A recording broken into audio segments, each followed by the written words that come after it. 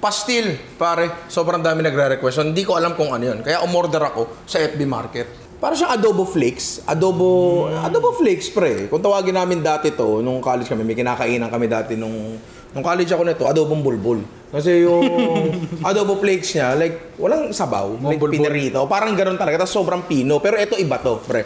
So basically, para siyang adobo, and balita ko, sikat daw to ngayon. Diba? Kasi alam ko yung nakabalot sa dahon, meron sa gitna, tapos nakabalot. So subukan natin gumawa, and napakadali lang palang gawin ito. Sobrang bilis lang pala. So, simulan na natin yun, pare.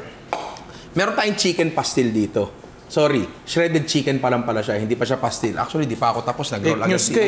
Fake news kayo. Pero hindi lang ito ang gagawin natin. Ay? Oo, kasi chicken ang pinaka-common na ginagamit sa pastil. Pero nag-isip ko ba, ano pa bang pwede? Di ba? So, mamaya, gagawa tayo ng beef and vegetable pastil, pare. Doon ako. Diba? So yun nga, nag-roll agad si Ian, di pa ako tapos maghimay ng manok. So magpapakulo lang kayo ng manok sa tubig na may asin, tapos himay nyo na ganyan. Yung parang parus sa inyo ng bata kayo ng nanay nyo. Breast ata ang usually talagang ginagamit dito. Hindi ko alam kung pwede ka bang gumamit ng thigh.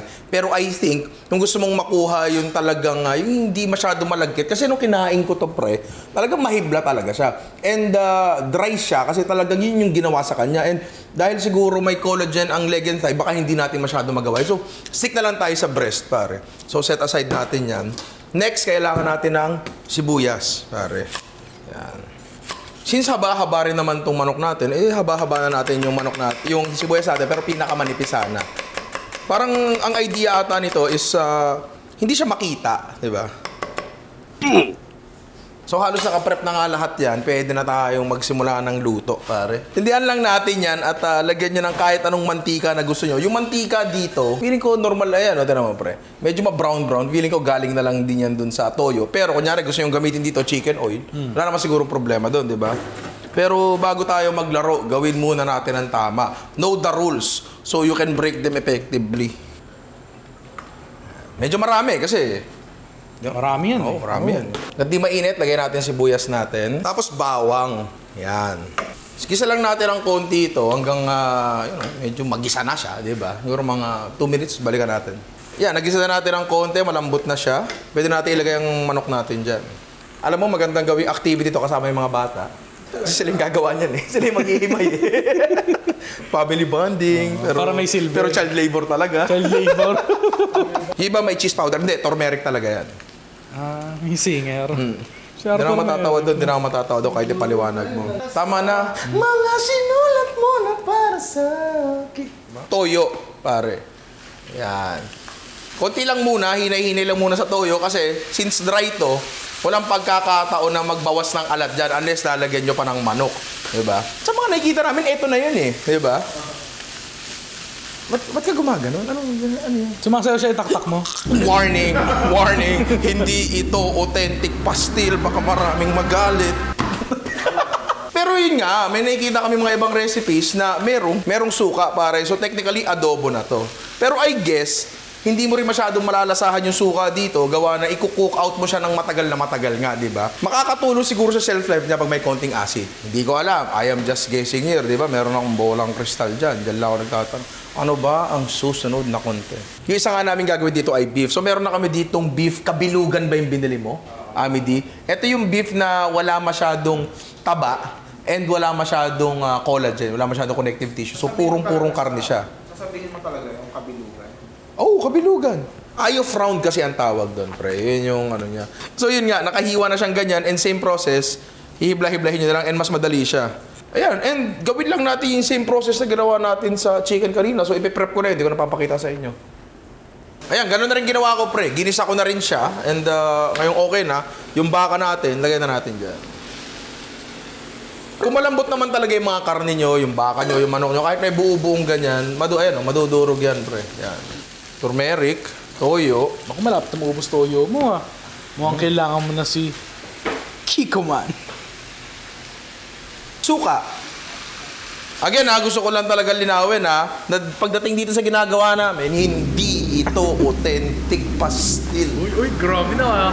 Palakas ang ginagawa mo. Hindi kasi palakas yung desire ko to communicate na hindi ito authentic. Ayun, so basically, ganun na lang din. Medyo matagal na lutuan to. So, bababad lang natin to dito. So, doon na tayo sa last natin, ang ating vegetable pastil. Uy! Pare, na pung hindi authentic. Gusto ko lang sabihin. Di ba, no? Parang di naman masyado nagkakalayo. Ayun. So, baka goods na to, di ba? So, palamagin na lang muna natin to, tapos mamaya na natin ibote. Ngayon, etong beef natin, konti pa to eh. Pero malapit-lapit na rin to, di ba? Yan, mainit na tubig at isa kasi yan sa gagamitin natin dun sa ating vegetable pastil. Gusto ko lang sabihin na wala kaming reference dito na kahit ano. Talagang eto ay galing lang sa aming bolang kristal. Pare, doon lang kami nanghihingi ng tip. Kasi ano nga naman ba ang pastil bean? Kagabi pinag-uusapan natin yan, di ba? Kailangan para shredded lang na bagay. So ano ba ang mga gulay na pwede mong i-shred? So automatically, pumunta ang utak namin sa atsara. Di ba? So, ano ba yung mga ingredients sa atsara? So, ito, meron tayong carrots dito. Tapos meron tayo ditong papaya na pakiramdam ko madilaw na sa loob, pare. Madilaw na to. Pustahan, no? Palit nanay. Di wag.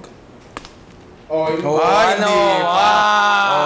Hindi tayo papalit ng nanay. Tsaka syempre, nyog. Kasi sa pag-research namin ito, nakita namin na merong, ano ba yun?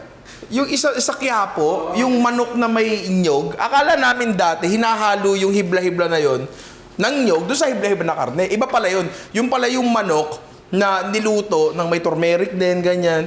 Sa nyog yung pinaka-ano niya, para pinaka-bulking agent niya. Pero buo-buong manok siya, di ba? Pero naisip nga naman namin, yung nyog, hibla-hibla yan di ba? So, ba't hindi natin ilagay doon sa ingredients natin? So, ulitin ko lang yung ingredients natin, carrots, singkamas, labanos, na talagang kontra si Alvin dito. Labanos hater yan papaya ni Alvin na madagta. Nyog, tsaka syempre yung sibuyas bawang. So, babaratan ko lang lahat tapos proceed tayo sa next step. So, ito nga nakabalat na yung mga gulay natin. Ngayon, kailangan na natin silang gadgarin, pare. Ito yung cheese grater namin. Doon tayo sa malaking butas. Ito pang-atsara. Yan. Uy, grabe. Lakas mo. Grabe ka.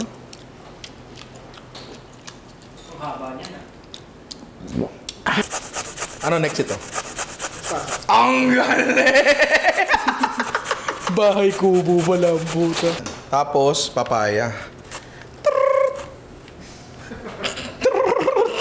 Labanos! Hindi di ba? Bagay, hindi ba? Carrots! Hindi pa rin talaga Mustasa! Mangosteen! Hindi pa rin talaga Mustasa! Litsugas! Hindi talaga Papaya talaga Labuyo! Pwede rin, pero hindi talaga There's something about papaya. Okay, tapos na ang kagaguhan at ito na ang mga gulay natin. Yan. Meron ako dito pare kumukulong tubig na walang kahit ano. Ilalagay natin to dito. Ngayon, ba't ko ginagawa to? Bakit? Hindi ko rin masyadong sure. Pero, baka counterintuitive to para sa ilan. Pero ginagawa ko talaga to para mas mag-draw out yung moisture. Para mas mabilis siya na ma-dehydrate. Pero, Ninong, paano mangyayari yun? Nilagay mo nga sa tubig. Diba? Paano mangyayari na mababawasan siya ng tubig? Nilagay mo sa tubig. Buti nagtanong nga bata, ang sagot dyan ay heat. Pag nagluto ka ba ng karne, pag nilagay mo sa tubig, namamaga ba siya? Hindi! Exactly, di ba? Kasi heat draws out moisture din, di ba? Regardless kung ano yan, kung dry heat yan or moist heat. Parang okay na rin tong beef natin, pero tinan mo to, Bin, tinan mo to. Come over here, Mr. Boy. Ano? Di ba? And parang andali niya kasi intentionally in-overcook mo lang, di ba? Okay na to. Dito, meron pa kayong pagkakataon na ayusin yung timpla, di ba? Pero mamaya na namin gagawin yun. For now, palamigin na muna namin.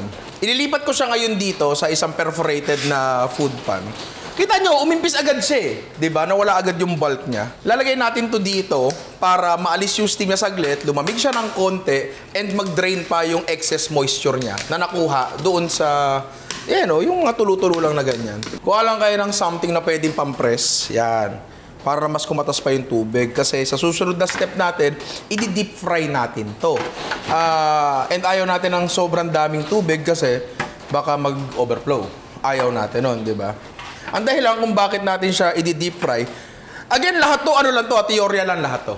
Wala tong basis, wala tong kahit ano, ayon lang to sa mga naiisip namin. So, maaaring meron kaming maling ginagawa. Pero, I am happy that you are able to take this journey with us. Kung kaya nyo, pwede nyo pa siyang pigain actually na ganyan. Yan, para lang mas mabawasan yung moisture, di ba? Tapos, meron tayong wok dito na may mantika na hindi masyado mainit. Kaya natin ilagay yan dyan. Konti-konti lang muna kasi ayaw natin mag-overflow, pare. Pag medyo nag-settle down na yung ano niya, yung bula-bula niya at mukha na siya hindi mag-overflow, dagdag ulit tayo.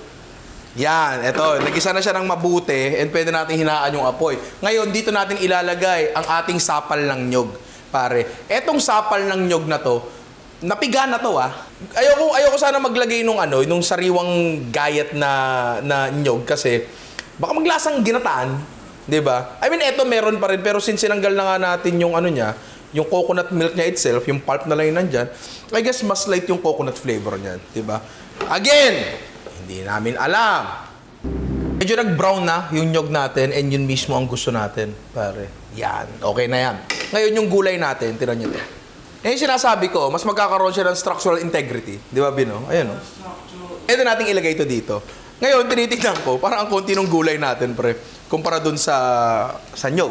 Oo. Pero, tingnan natin. Again, nag-enjoy lang naman tayo dito. Malalaman natin yan maya-maya kapag naluto pa siya. So, timplahan na natin yan. Hindi ko ito lalagyan ng turmeric. Kasi feeling ko masyadong kaangat yung pagiging dilaw niya. Di ba? So, toyo na lang. Naku, wala ng toyo. Sino tatawagin mo? Walang ka ng toyo. Kiko Man! Kiko Man, Filipino cuisine po ang ginagawa ko. Pwede po ba to? Paminta. Suka, konti lang din. And yan na yun. Lutuin na lang natin hanggang magmukha na siyang pastil. Pare. Okay na to. Pare, tinan mo to. Oh.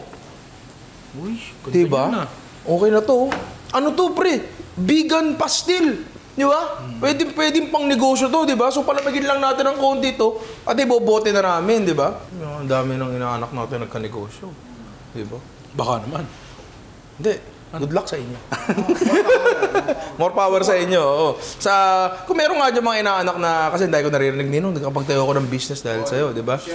Oo, share nyo sa comments kung ano yung mga story ng mga ginawa nyo kasi very interested talaga ako, di ba? Mas pag kailangan na ng accountant, ano? Yun! Pag kailangan nyo ng accountant, ayan, di ba? Di kayo, Tax, di kayo mauhuli sa pagbabayad ng buwis dyan, di ba? So yun, palamigin lang namin to tapos ibobote na namin.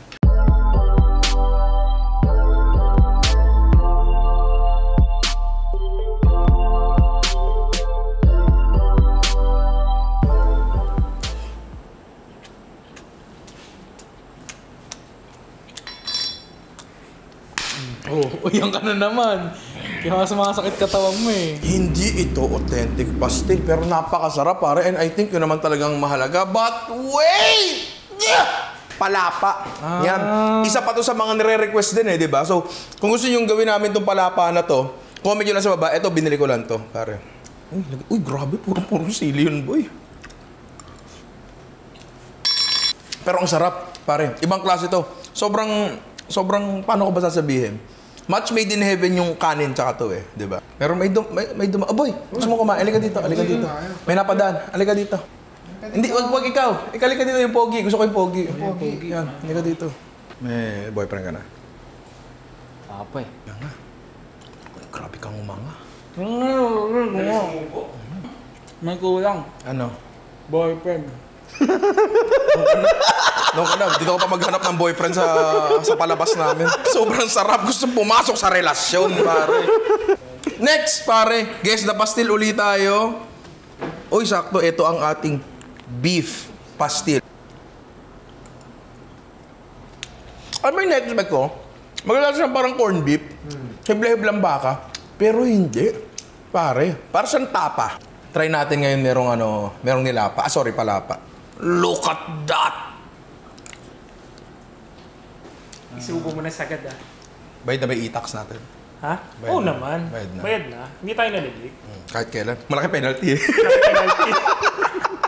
Mahirap na, pupunta na naman ako doon. Batiin mo naman yung taga-BIR. Ay, hello po, taga-RDO 26. Yeah. Ako yung ka-email nyo. Hindi ako galit mag-email, ha? Hindi. Professional. Professional lang. Tira nyo, ngingiti yan si Mike. Yan. Tapos ngangangayan si Mike. May papasok ako sa bibig niyan. Uy, ano yun? Bawal may bumukol dito, ha? Bawal may mas malaki sa akin dito. Negative Wala mo na yan. mas lalaki sa'yo. Negative mo yan. Negative. Pero kamusta? Ang sarap. Sarap, di ba? Parang siyang tapa, nakakaiba. Ang sarap pala ako masabi. Masarap nga itong maanghang. Oo, di ba? Titikman natin ang maanghang. Papasa ko sa bunganga mo to. Uy. Di ba? Ibang klase. Ang sarap. Bagay yung pastil dun sa palapa, pre. Di ba? Doon ka na. Bye-bye. Masyado kang gwapo eh. Last, pare. Palagi ko isda to eh. May isda ka palang ginawa. Gulay pala. Okay. Ito ang ating non-authentic vegan pastil, pare. Parang ano to eh. Kanin na may budbod, pre. Kanina, nung tinitikman ko siya, parang ang dry niya. Pero pag nalagay mo siya sa malagkit na kanin, ay, parang nyam. Sobrang sarap talaga. Tapos sabihin mo sa akin kung ano to. Tite. Hindi kasama yun! Bastos dito eh! Sing sarap, pero hindi. Ano siya, pastil. Pastil. Oo, gumawa kami ng mga chicken din. Pero eto, tinry namin gumawa ng vegan version. Diba? Ano siya, masasabi mo bang bagay siya sa kanin? Oo. Parang siyang Parang ano? parang siyang plus. Hindi. Parang ano? Parang garlic ano? Garlic chips? Hindi. Garlic... Ayun, garlic.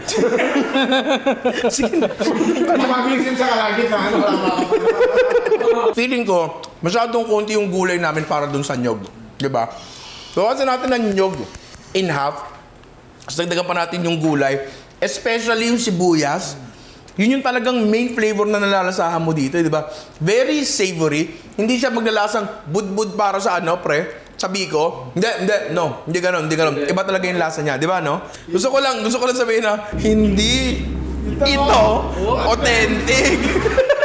Salamat sa inyo and kung gusto nyong gumawa nito, ako, aminin nyo lang sa baba kasi nakatingin ako ng palapa. Pinadala ng isang inaanak galing pang Mindanao. Di ko na siya mahanap sa IG ko pero maraming salamat po sa inyo. And dito na lang po ako magpapasalamat kasi di ko na mahukay talaga sa IG.